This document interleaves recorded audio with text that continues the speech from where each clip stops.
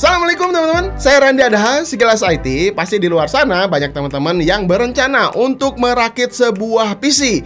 Kadang jadi dilema ketika pemilihan CPU dan GPU, karena khususnya GPU adalah otot atau power sebuah PC ya untuk mengeluarkan performa ekstranya. Jadi teman-teman di luar sana yang mencari opsi yang pas untuk kebutuhan sendiri dan harganya terjangkau, di sini saya akan kasih 10 tips ya. Wah, mantap banget ya.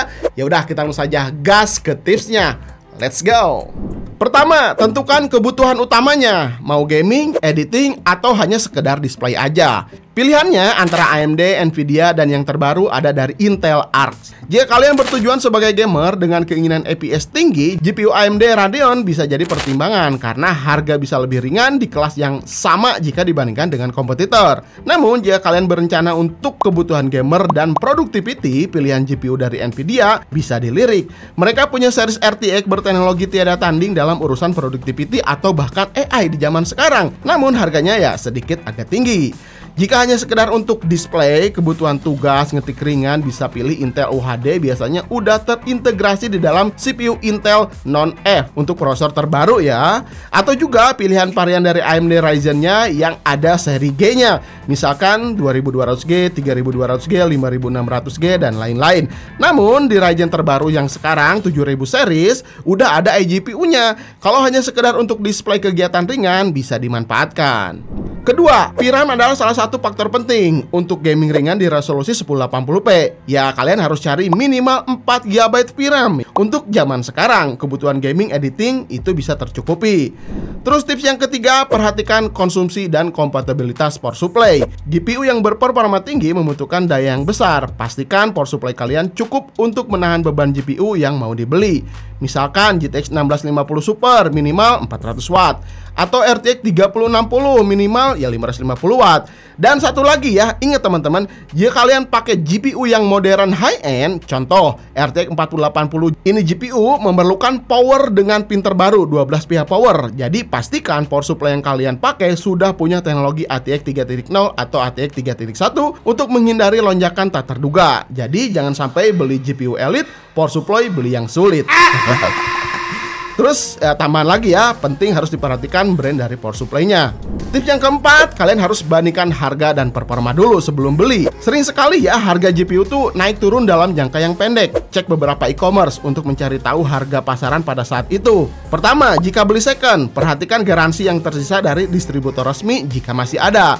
Terus yang kedua, pastikan kondisi fisik GPU tidak ada bekas solder atau semacamnya. Terus yang ketiga, minta tes terlebih dahulu ke si penjual sebelum transaksi dilakukan. Terus yang keempat, minta garansi personal jika masa garansi resmi sudah habis. Nah ini tuh ya, 4 faktor tersebut bisa menentukan GPU harganya lebih murah atau lebih mahal. Dinego aja kalau kalian mau beli second. Tips yang kelima, pilih merek dan dukungan garansi resmi. Pilih merek yang terpercaya dan pastikan merek tersebut ada distributor resminya di Indonesia ya. Rata-rata GPU terbaru tuh punya garansi 2 tahun ke atas. Ya, untuk saat ini ya, koreksi jika saya salah. Jangan sampai beli dengan distributor luar negeri atau bahkan tanpa ada distributor resmi di Indonesia. Bahaya tuh. Tips yang keenam, sesuaikan dengan CPU kalian. Jika berencana untuk upgrade PC, ini penting diperhatikan. Jangan sampai bottleneck, apalagi kalau tujuannya untuk gaming. Bottleneck ya memang tidak bahaya, tapi mubazir gitu ya. Misalkan CPU kalian pakai Core i3 10100F, pengen upgrade GPU pakai RTX 3080, ya performanya nggak akan maksimal. Ya nggak bahaya sih, cuman ya nggak maksimal aja gitu ya. Makanya harus diperhatikan. Tips yang ketujuh, perhatikan casing PC kalian. GPU budget cenderung lebih ringkas memang, tapi tetap pastikan ukurannya sesuai dengan casing kalian, terutama jika kalian menggunakan casing mini atau micro ATX. Baca dulu speknya sebelum beli. Nanti kalian beli GPU, pas dipasang ternyata nggak cukup di casing. Capek juga kan?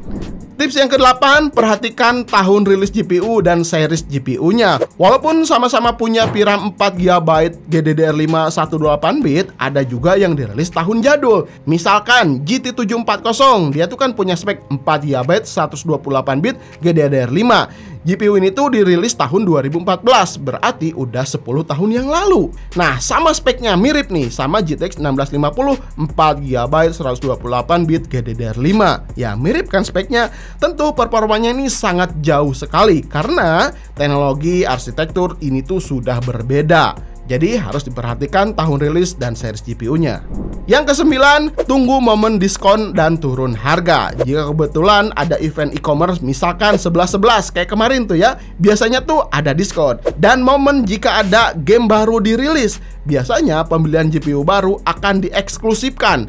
Bonus game baru ketika beli GPU baru. Ya, walaupun jarang, tapi ya tiap tahun tuh ada aja gitu momen kayak gitu. Yang terakhir, nah kalau yang terakhir ini tambahkan oleh kalian aja ya. Bantu lengkapi tips yang ke-10 di kolom komentar karena saya sedikit agak kehabisan ide gitu ya. Coba komentar aja tips yang ke-10 oleh kalian di komentar. Nah, gimana 10 tips yang barusan saya kasih ke kalian? Mudah-mudahan ini bisa bermanfaat ya. Karena ini pengalaman saya sebagai pengguna PC ya. Terus beli juga sering ya, second baru juga sering. Ini tips aja saya bagikan ke kalian, mudah-mudahan bisa bermanfaat untuk kalian. Gimana menurut kalian 10 tips ini bermanfaat atau tidak? Komentar aja di bawah. Sampai ketemu di video berikutnya. Saya Randy Adha, Sekilas IT. Assalamualaikum warahmatullahi wabarakatuh. Salam teknologi.